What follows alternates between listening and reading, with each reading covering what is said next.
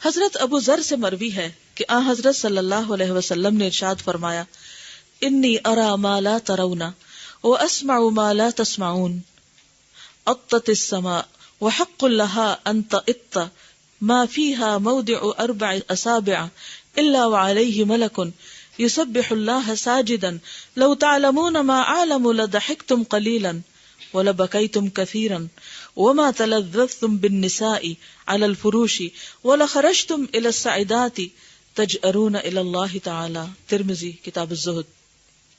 نبی صلی اللہ علیہ وسلم نے فرمایا، جو میں دیکھتا ہوں تم نہیں دیکھتے، جو میں سنتا ہوں تم نہیں سنتے. آسمان فرشتوں کے بوجھ سے کراہ رہا ہے، چرچرا رہا ہے.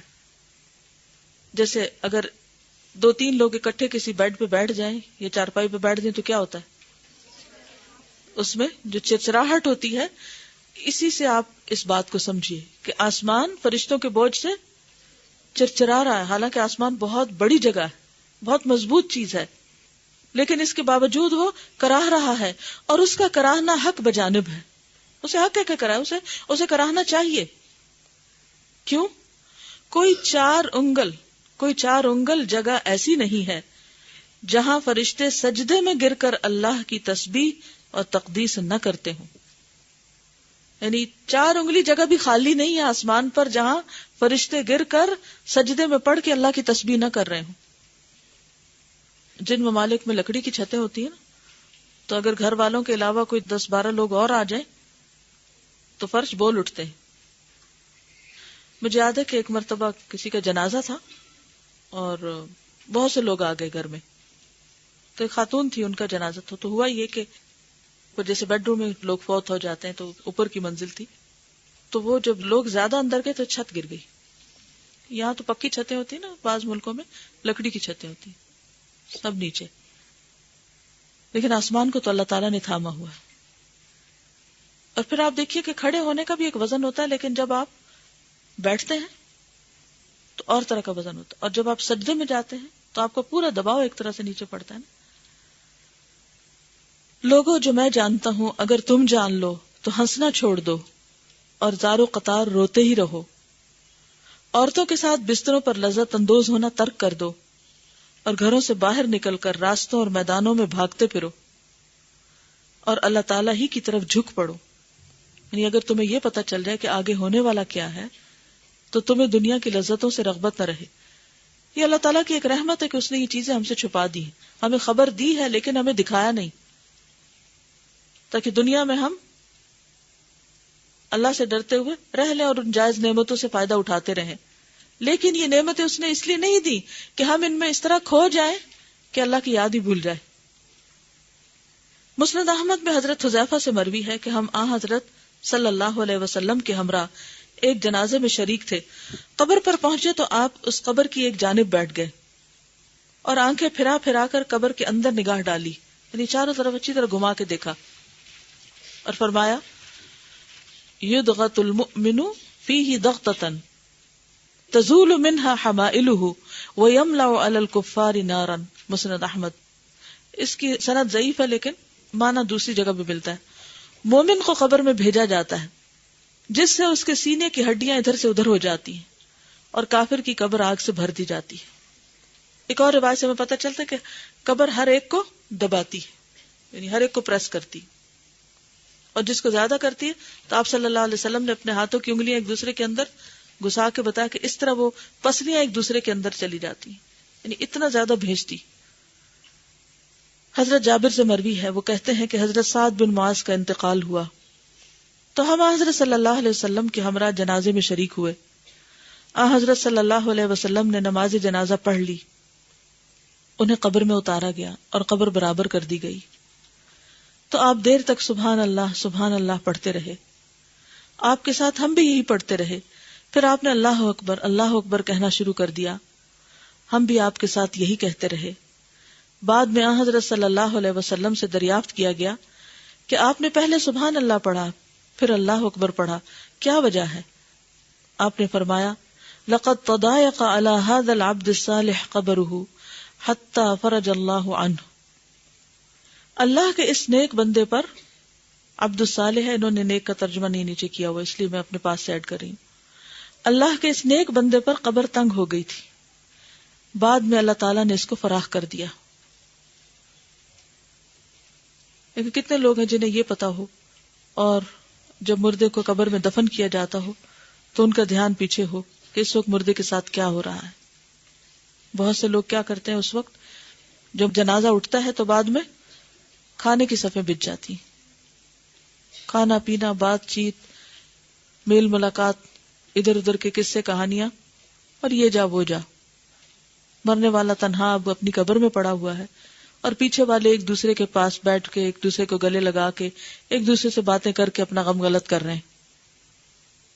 اور یہ سب کے ساتھ ہوتا ہے کیونکہ لوگوں کو اندازہ ہی نہیں کہ جانے والا اب کس حال میں ہے. جس کو جتنا پتا ہوتا ہے وہ اتنا ہی زیادہ فکر مند اور غمگین ہوتا ہے اور اس وقت جانے والے کے لیے دعا کرتا ہے. جیسے نبی صلی اللہ علیہ وسلم مردے کو دفن کرنے کے بعد خود بھی دعا کرتے، صحابہ کو بھی کہتے کہ تم دعا کرو کیونکہ اللہ کے اس بندے پر اب حساب ہو رہا ہے. صحیح بخاری میں حضرت ابو سعید رضی اللہ عنہ سے مروی ہے، وہ کہتے ہیں حضرت صلی اللہ علیہ وسلم نے ارشاد فرمایا کہ جب مردے کو جنازے میں رکھ کر لوگ کندھوں پر اٹھا کر چلنے لگتے ہیں تو اگر مردہ صالح اور نیک ہے تو کہتا ہے مجھے جلد سے جلد لے چلو، یعنی مجھے اپنے قبر میں جانا ہے. اور اگر صالح اور نیک نہیں ہے تو کہتا ہے افسوس، تم لوگ مجھے کہاں لے جا رہے ہو. اور اس کی یہ آواز انسانوں کے علاوہ ہر چیز سنتی ہے. اگر انسان اسے سن لیں تو ہیبت اور دہشت کے مارے بے ہوش ہو کر گر پڑے. یہ روایت کہاں ہے؟ صحیح بخاری میں. یعنی جو لوگ کافر ہیں یا مشرک ہیں یا فاسق ہیں یا منافق ہیں یا اللہ کے نافرمان ہیں، جب انہیں دفن کرنے کے لیے لے جایا جاتا ہے تو وہ ایک طرح سے چیختے چلاتے ہیں، لیکن یہ آواز انسانوں کے علاوہ ہر چیز سن رہی ہوتی ہے.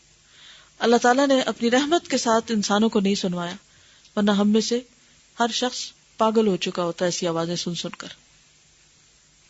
کیونکہ آپ نے دیکھا ہوگا کہ جو لوگ کبھی کسی حادثے کو دیکھ لیں یا کسی پریشان کن منظر کو، تو کتنے عرصے بعد تک وہ ایک شوق کسی کیفیت میں ہوتے ہیں، یعنی وہ غم اور پریشانی سے نکل نہیں پاتے. اور کہاں یہ کہ قبر کی کوئی چیخیں اور آوازیں سن لے اور وہ فریادیں سن لے، پھر کون آرام سے رہ سکتا ہے. یعنی فتنۃ القبر جو ہے اس سے ایک طرح سے سبھی گزرتے ہیں الا ماشاء اللہ. یعنی زمین بتاتی ہے کہ ہاں اب تم میرے پاس واپس آ گئے، یعنی اس کو دبوچتی ہے زمین. مومن کے لیے یہ دبانا ایسا بھی ہو سکتا ہے جیسے ماں بچے کو گلے لگاتی، اور کافر کے لیے وہ ایک مصیبت کا دبانا ہو سکتا ہے. مسند احمد میں حضرت ابو امامہ سے مروی ہے کہ حضرت صلی اللہ علیہ وسلم نے فرمایا قیامت کے دن سورج 1 میل قریب ہو جائے گا، اس کی گرمی اس قدر زیادہ ہوگی کہ اس سے لوگوں کے دماغ اس طرح کھولنے لگیں گے جس طرح چولہے پر ہنڈیاں کھولتی ہے، اور لوگ اپنے اپنے گناہوں کے مطابق پسینے میں غرق ہوں گے، کوئی گھٹنوں تک، کوئی پنڈلیوں تک، اور کچھ ایسے ہوں گے جو کمر تک ڈوبے ہوں گے، اور کچھ ایسے بھی ہوں گے جو منہ تک ڈوبے ہوئے ہوں گے. اسی مسند میں حضرت ابن عباس سے مروی ہے کہ حضرت صلی اللہ علیہ وسلم نے ارشاد فرمایا قولوا حسبنا اللہ ونعم الوکیل علی اللہ توکلنا. مسند احمد. لوگوں تم یہ پڑھا کرو اللہ تعالیٰ ہمارے لیے کافی ہے اور وہ اچھا وکیل ہے، اور ہم اللہ تعالیٰ ہی پر بھروسہ رکھتے ہیں. حضرت ابن عمر سے مروی ہے کہ حضرت صلی اللہ علیہ وسلم نے ارشاد فرمایا من تعظم فی نفسہ او اختال فی مشیتہ لقی اللہ وہو علیہ غضبان. جو شخص اپنے آپ کو بڑا سمجھے گا یا فخر اور غرور سے چلے گا تو قیامت کے دن وہ اللہ تعالیٰ کے حضور میں اس طرح آئے گا کہ وہ اس پر سخت غضبناک ہوگا. کیونکہ تکبر انسانوں کو زیبی نہیں دیتا، بڑائی صرف اللہ کی ذات کے لیے. قرآن پاک میں بھی ایک اور آیت میں آتی ہے نا یہ بات، ان اللہ لا یحب من کان مختالا فخورا. اللہ تعالیٰ کسی ایسے بندے سے محبت نہیں کرتا جو اترانے والا، اکڑنے والا اور فخر کرنے والا ہو. اور یہ اتراہٹ پھر کہاں ظاہر ہوتی ہے؟ چال میں. اور یہ بات بھی بڑی بری ہے کہ کوئی شخص اپنے آپ کو بڑی چیز سمجھے. عام حالات میں تو ہم کہتے نہیں ہم تو اپنے آپ کو کچھ نہیں سمجھتے، لیکن کیا کرائیٹیریا، کیا میزان ہے کہ ہمیں پتا چلے کہ ہم اپنے آپ کو کچھ سمجھتے ہیں یا نہیں؟ مثلاً کوئی بتائے گا؟ جی، جب کوئی ہمیں تنقید کرے، جب کوئی ہمیں نصیحت کرے، تو پھر ہمارے دل میں اس شخص کے بارے میں کیا خیالات آتے ہیں؟ چلیے، انسانی فطرت ہے، کمزور ہے انسان، خیالات آ بھی جاتے ہیں، لیکن پھر کچھ لوگ ان خیالات کو جگہ دے دیتے ہیں ہمیشہ رہنے کے لیے اندر، اور جن کے اندر عاجزی ہوتی ہے وہ کیا سوچتے ہیں کہ اللہ کے پیغمبروں کو اتنی بڑی بڑی باتیں کہہ دی گئیں، اگر مجھے کسی نے اتنی سی بات کہہ دی تو کیا ہوا؟ وہ ایک کان سے سنتے ہیں اور دوسرے سے نکال دیتے ہیں۔ اور جی ہاں، جب ہم یہ ایکسپیکٹ کریں کہ دوسرا ہمیں سلام کرے اور ہم اس انتظار میں رہیں کہ یہ سلام کرتا ہے کہ نہیں کرتا، اور خود اس بات کی کوشش نہ کریں کہ آگے بڑھ کر جا کے خود ہی سلام کر لیں، تو اس سے پتہ چلتا ہے کہ آپ اپنے آپ کو بڑی شاید سمجھ رہے ہیں۔ جی،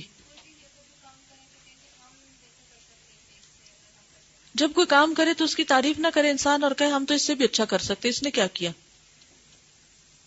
اور کیا علامتیں ہوتی ہیں؟ اپنے سے چھوٹے ہی نہیں، کسی بھی اعتبار سے چھوٹے کے ساتھ رویہ اچھا نہ ہو، اسے اگنور کرے انسان، پرواہ نہ کرے، اس پہ توجہ نہ دے، اور ایروگنس کی کوئی علامت اور اپنے آپ کو دل میں بڑا سمجھنے کی۔ جی آپ بتائیے۔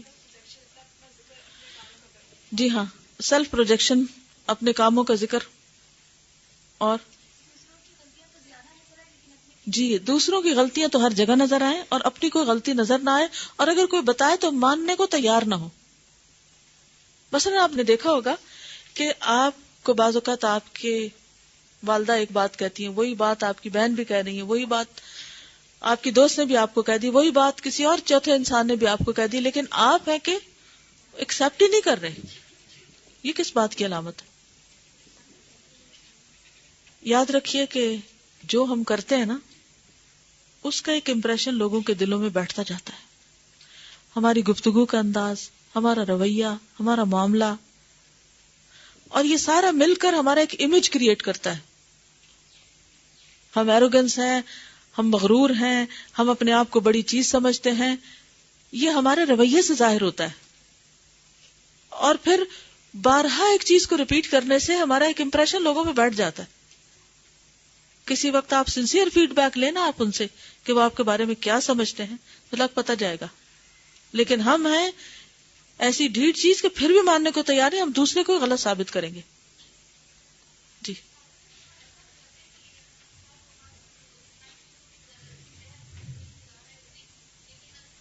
دیکھیں، کسی کے کہنے سے تو بات نہیں ہوتی، وہ ایک ہوتا ہے حقیقی معنوں میں کسی کی فیڈ بیک، اور ایک ہوتی ہے صرف اپنے اوپر سے بلا اتارنے کے لیے دوسرے کو لیٹ ڈاؤن کرنا۔ ان دو میں فرق ہوتا ہے، ٹھیک ہے نا؟ ان کے دل مان رہے ہوتے ہیں، کیونکہ اللہ تعالیٰ صرف زبانوں کو تھوڑی دیکھے گا، وہ تو دلوں کو بھی دیکھے گا نا، کہ ان کا دل کیا گواہی دے رہا تھا۔ مثلاً آپ نے کسی کو ایک اچھی بات بتائی، بات بہت اچھی تھی اور اس کے دل کو بھی اچھی لگی، لیکن اس کا جو تکبر تھا، اس نے اسے اس بات کو ماننے نہ دیا، اور زبان سے وہ آپ کے خلاف بولنے لگا۔ کیا اللہ تعالیٰ صرف زبان کی بات لے لیں گے؟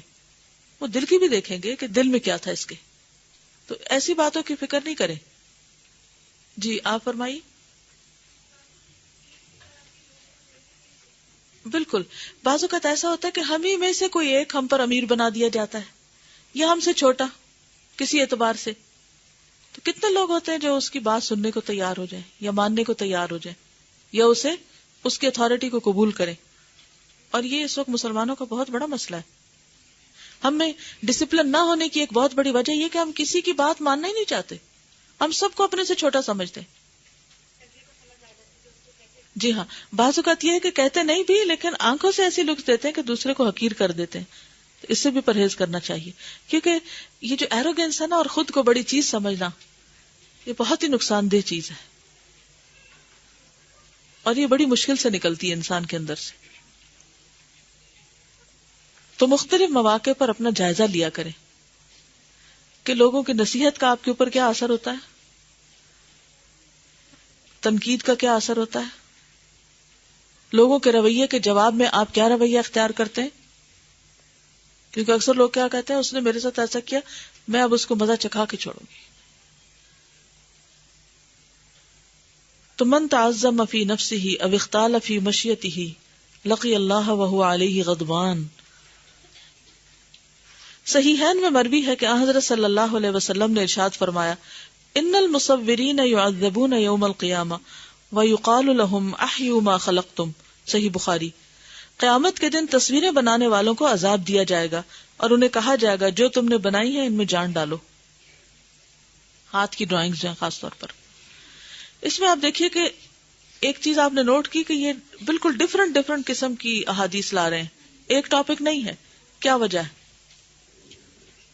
کیونکہ ہر ایک میں ایک بات نہیں پائی جائے گی۔ ہو سکتا ہے ایک شخص ویسے بہت ہمبل ہو، اپنی ہی دنیا میں ہو، کسی کو حقیر نہ سمجھے یا اور اچھی آتے ہیں اس میں، لیکن وہ یہ کام کر رہا ہو، کوئی تصویریں بنانے کا بڑا شوق ہے، آرٹ کے نام پر، فن کے نام پر وہ ایسے کام کر رہا ہے، تو اس کے لیے یہ بات سوچنے کی ہے کہ اسے کیسے توبہ استغفار کرنی ہے۔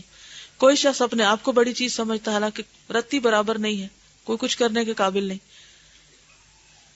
اور یہ بھی مروی ہے کہ حضرت صلی اللہ علیہ وسلم نے ارشاد فرمایا، ان احدکم اذا مات عرض علیہ مقعدہ من الغداۃ والعشی ان کان من اہل الجنۃ فمن اہل الجنہ وان کان من اہل النار فمن اہل النار فیقال ھذا مقعدک حتی یبعثک اللہ عز وجل یوم القیامہ، صحیح بخاری۔ جب تم میں سے کوئی مر جاتا ہے تو صبح اور شام اس کا ٹھکانہ اس کے سامنے پیش کیا جاتا ہے، جنتی ہے تو جنت کا اور دوزخی ہے تو دوزخ کا، اور اسے کہا جاتا ہے کہ یہ قیامت تک کا تمہارا ٹھکانہ ہے جب تک اللہ تمہیں دوبارہ اٹھائے گا۔ قبر کا ایک اور سین یہاں دکھایا جا رہا ہے، اور ارشاد فرمایا، اذا صار اہل الجنۃ فی الجنہ واہل النار فی النار جیء بالموت یوقف بین الجنۃ والنار ثم یذبح ثم ینادی مناد یا اہل الجنۃ خلود ولا موت ویا اہل النار خلود ولا موت فیزداد اہل الجنۃ فرحا الی فرحہم ویزداد اہل النار حزنا الی حزنہم، صحیح بخاری کتاب الجنائز۔ جب جنتی لوگ جنت میں داخل ہو جائیں گے اور جہنمی لوگ جہنم میں، تو موت کو جنت اور دوزخ کے درمیان لا کر کھڑا کر دیا جائے گا اور اسے ذبح کر دیا جائے گا۔ اس کے بعد اللہ تعالیٰ کا منادی پکارے گا، اے جنت والو، تمہارے لیے ہمیشہ ہمیشہ کے لیے جنت ہے اور موت نہیں ہے، اے دوزخ والو، تمہارے لیے ہمیشہ ہمیشہ کے لیے جہنم ہے، اب موت نہیں ہے۔ یہ سن کر جنتی لوگوں کی مسرت یعنی خوشی اور بڑھ جائے گی اور دوزخیوں کا رنج اور غم اور زیادہ ہو جائے گا۔ یہ حدیث سنانے کا مطلب یہ ہے کہ جس انسان کو ان چیزوں سے واسطہ پیش آنے والا ہو، وہ دنیا میں دوسروں پر زیادتیاں کیوں کرے گا، وہ غفلت سے کیوں جیے گا۔ مسند احمد میں ہے، من اشترى ثوبا بعشرة دراهم فيها درهم حرام لم يقبل الله له صلاة ما دام عليه ثم ادخل اصبعيه في اذنيه ثم قال صمتا ان لم اكن سمعت النبي صلی اللہ علیہ وسلم۔ اس کی سند ضعیف ہے، مسند احمد کی روایت ہے، جس نے 10 درہم میں کوئی کپڑا خریدا اور اس میں سے 1 درہم بھی حرام کا تھا، تو جب تک یہ کپڑا اس کے جسم پر ہوگا اللہ تعالیٰ اس کی نماز قبول نہیں فرمائے گا۔ راوی نے یہاں اپنے دونوں کانوں میں انگلیاں ڈال لی اور کہا، اگر یہ حدیث میں نے رسول اللہ صلی اللہ علیہ وسلم سے نہ سنی ہو تو میں بہرا ہو جاؤں۔ یعنی روایت کرنے والے تو اس طرح روایت کی، لیکن اس کی سند کے اندر ذوف ہے۔ اسی مسند میں حضرت عبداللہ بن عمر سے مروی ہے کہ حضرت صلی اللہ علیہ وسلم نے فرمایا، من ترک الصلاۃ سکرا مرۃ واحدۃ فکأنما کانت لہ الدنیا وما علیہا فصلبها ومن ترک الصلاۃ سکرا 4 مرات کان حقا علی اللہ ان یسقیہ من طینۃ الخبال۔ جس نے نشہ پی کر ایک وقت کی نماز ترک کر دی، نشہ پی کے ایک وقت کی نماز چھوڑ دی، تو گویا دنیا و ما فیہا سب اسی کی ملکیت تھی جو اس سے چھین لی گئی، یعنی اس کا اتنا بڑا نقصان ہوا، گویا کوئی شخص ایک پلاٹ، ایک گھر، ایک پلازا، ایک سٹی، ایک کنٹری نہیں، بلکہ دنیا اور جو کچھ دنیا کے اندر ہے، گویا وہ سب کچھ اس کا تھا، لیکن نماز قضا کر کے اس نے اتنا بڑا اپنا نقصان کر لیا، اتنا بڑا اجر ضائع کر دیا۔ دیکھیں اگر کسی کا گھر گر جائے تو آپ کیا کہیں گے اس کو؟ کوئی دکھ ہوگا، غم ہوگا آپ کو، کسی کا ہی سنے۔ اور اگر کسی کا اپنا گرے تو اس کے دکھ اور غم کا کیا حال ہوگا؟ جی کچھ نہیں، سو رہے ہیں، پھر بولے نا بہت زیادہ دکھ ہوگا، بولتے کیوں نہیں؟ یا تو بہت کھوئے ہوئے ہیں، یا پھر یہ کہ اب ڈر گئے ہیں؟ ڈرنے ہی کی بات ہے. ایک اور حدیث سے پتہ چلتا ہے کہ جس کی اثر کی نماز گئی اس کا گویا گھر اور گھر والے سب تباہ و برباد ہو گئے. وہ صحیح حدیث ہے وہ. اور یہاں خاص طور پر نشہ پی کر، کیونکہ ایک وقت تھا نا جب لوگوں کو نشے کی حالت میں نماز سے دور رہنے کے لیے کہا گیا. تو اب کوئی کہے کہ اچھا کون سا مجھے شراب سے منع کیا گیا تو ٹھیک ہے میں نشہ کر لیتا ہوں، اور کیونکہ اس وقت ابھی شراب پہ پابندی نہیں لگی تھی، اور اگر نماز نکل گئی تو میں تو ہوش میں نہیں تھا، مجھے تو کوئی فرق نہیں پڑتا. لیکن اگر کسی کی نیت یہی ہے کہ نماز اس کے نزدیک کوئی اہمیت نہیں رکھتی تو پھر اس کی پوچھ ہوگی، پکڑ ہوگی. اور جس نے نشے کی وجہ سے 4 وقت کی نماز ترک کر دی تو اللہ تعالیٰ پر یہ حق ہوگا کہ وہ اسے دوزخیوں کا نچوڑا ہوا اسارہ پلائے. حضرت ابن عمر سے مروی ہے کہ حضرت صلی اللہ علیہ وسلم نے فرمایا من شرب الخمر شربتا لم تقبل له صلاة 40 صباحا فإن تاب تاب الله عليه فلا أدري في الثالثة أو الرابعة قال فإن عاد كان حقا على الله أن يسقيه من ردقة الخبال يوم القيامة. مسند احمد. جس نے ایک گھونٹ شراب پی تو 40 دن تک اس کی نماز قبول نہ ہوگی. وہ اگر توبہ کرے گا تو اللہ تعالیٰ اس کی توبہ قبول فرمائے گا. راوی کہتے ہیں 3ری مرتبہ یا 4تھی مرتبہ آپ نے فرمایا اگر اس نے پھر یہ گناہ کیا تو اللہ تعالیٰ پر یہ حق ہوگا کہ وہ اسے دوزخیوں کا نچوڑا ہوا خون اور پیپ پلائے. حضرت ابو موسیٰ سے مروی ہے کہ حضرت صلی اللہ علیہ وسلم کا ارشاد ہے من مات مدمنا للخمر سقاه الله من نهر الغوطة قيل وما نهر الغوطة قال نهر يجري من فروج المومسات يؤذي اهل النار ريح فروجهن. یہ سند اس کی ضعیف ہے. مسند احمد. جو شخص شراب کی مداومت کرتے ہوئے مر گیا تو اللہ تعالیٰ اسے نہر غوطہ سے پانی پلائے گا. کسی نے پوچھا نہر غوطہ کیا ہے؟ آپ نے فرمایا یہ نہر بدکار عورتوں کی شرمگاہ سے نکلی ہے. یہ ایسی خراب ہے کہ خود دوزخی لوگوں کو بھی اس سے سخت تکلیف ہوگی. اور اسی مسند میں ہے کہ حضرت صلی اللہ علیہ وسلم نے فرمایا، اور یہ حدیث بھی ضعیف ہے، یعرض الناس یوم القیامۃ 3 عرضات فاما عرضتان فجدال ومعاذیر واما الثالثة فعند ذلك تطیر الصحف في الايدی فآخذ بیمینہ وآخذ بشمالہ. مسند احمد. قیامت کے دن 3 مرتبہ لوگوں کی پیشی ہوگی. 2 پیشیوں میں حجت اور معذرت ہوگی. 3ری پیشی پر اعمال نامے اڑ اڑ کر لوگوں کے ہاتھوں میں چلے جائیں گے. کوئی دائیں ہاتھ میں لے گا اور کوئی بائیں ہاتھ میں. حضرت ابن مسعود سے مروی ہے کہ حضرت صلی اللہ علیہ وسلم نے ارشاد فرمایا ایاکم ومحقرات الذنوب فإنہن یجتمعن علی الرجل حتی یہلکنہ. مسند احمد. چھوٹے چھوٹے گناہوں سے بھی تم اپنے آپ کو بچاؤ، کیونکہ جب چھوٹے چھوٹے گناہ زیادہ ہو جاتے ہیں تو انسان کو ہلاک کر دیتے ہیں. کیا ہے چھوٹے چھوٹے گناہ؟ مثلاً کبیرہ گناہوں کی لسٹ تو آپ نے پڑھ لی. صغیرہ کون سے ہوتے ہیں؟ چھوٹے چھوٹے کیا ہیں؟ غیبت چھوٹا ہے، غیبت کبیرہ گناہ ہے، جھوٹ کبیرہ گناہ ہے جی، وقت ضائع کرنا یہ صغیرہ ہے جی، امانت نہ لوٹانا جو منافق کی نشانی جی، برا گمان کرنا.